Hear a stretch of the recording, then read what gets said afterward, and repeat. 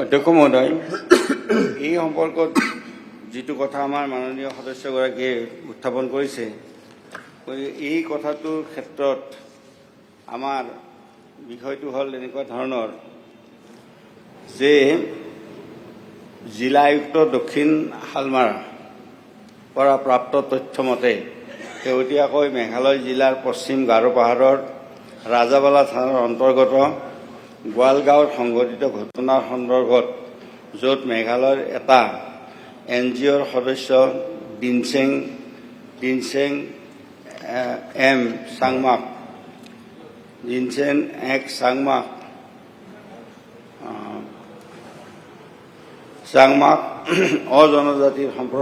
অজনজাতিৰ সম্প্ৰদায়ে আক্ৰমণ কৰি হত্যা কৰিছিল।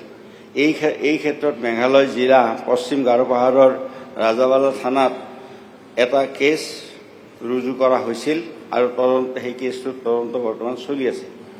পশ্চিম গাৰো পাহাৰৰ আৰক্ষী কৰ্তৃপক্ষৰ পৰা পোৱা তথ্য অনুসৰি আজিলৈকে 8জন অভিযুক্তক আৰক্ষীয়ে গ্ৰেপ্তাৰ কৰিছে।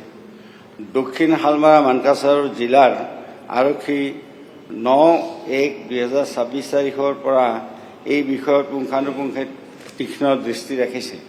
ঘটনাৰ দিনৰে পৰা নিয়মীয়াকৈ VDP আৰু গাঁও প্ৰধানৰ কৰ্তব্যসমূহ চলি আছে। তেওঁলোকে নিয়মীয়াকৈ জনসজাগতা আৰু জনসভা অনুষ্ঠিত কৰি আছে। এই ক্ষেত্ৰত SSP দক্ষিণ শালমাৰা মানকাছাৰৰ নেতৃত্বত অঞ্চলটোৰ অসম আৰু মেঘালয় সীমান্তত সুৰক্ষা নিশ্চিত কৰাৰ বাবে মেঘালয় আৰক্ষীৰ সৈতে সকলো OC আৰু ICৰ পৰ্যায়ত আলোচনা কৰি থকা হৈছে। যিসকল শ্ৰমিক মেঘালয়ত নিৰাপত্তাহীনতাৰ ভাবুকিত উভতি আহিছে, তেওঁলোকৰ নিজা জিলা আৰক্ষীয়ে নিজে নিজে অঞ্চললৈ সুকলমে ঘূৰাই আনিছে। দক্ষিণ শালমাৰা আমাৰ মন্ত্ৰী ডাঙৰীয়া শুনিবলৈ প্ৰয়োজনেই নহয় নহয়, তেখেতে মোৰ বিষয়টো পঢ়ি আছে, বেলেগ কোৱেশ্যন এনচাৰ পঢ়ি আছে বেলেগ। তাততো কুৱেশ্যন হ'ব নোৱাৰে। বেলেগ উত্তৰ বেলেগ পৰিছে। মোৰ 301ৰ এনচাৰটো পঢ়ি আছে, তেখেতৰ 301ৰ এনচাৰটো পঢ়ি আছে। তেখেতে যিটো প্ৰশ্ন কৰিছিল পঢ়াই নাই। যিসকল অসমৰ পৰা শ্ৰমিক গৈছিল মৃত্যু মুখত পৰিলে 20 লাখ টকাকে কম্পেনচেশ্যন দিব। এইটো বেলেগ চাবজেক্ট, বেলেগ। আপুনি এইটো দিয়ক। এইটো মেঘালয়ৰ লগত ৰিলেটেড, আপোনাৰতো মেঘালয়ৰ লগত ৰিলেটেড, দুইটা ৰিলেটেড, আৰু আপুনি মেঘালয় বৰ্ডাৰ শ্বেয়াৰ কৰে, গতিকে সেইকাৰণে আপোনালোকৰ সম্পৰ্ক দুইটাই মেঘালয়ৰ লগত জড়িত। আচ্ছা, ৰ'ব, এতিয়া কথাটো হৈছে মেটাৰটো দুইটাই মেঘালয়ৰ লগত জড়িত।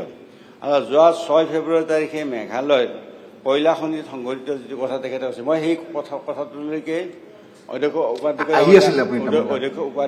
সেই কথাটোলৈকে মই আহি আছিলোঁ, কয়লা খনিটো। কিন্তু মাজতে আপুনি ইণ্টাৰাপ্ট কৰিলে, কিন্তু কয়লা খনিৰ কথাটো মই আহি আছিলোঁ।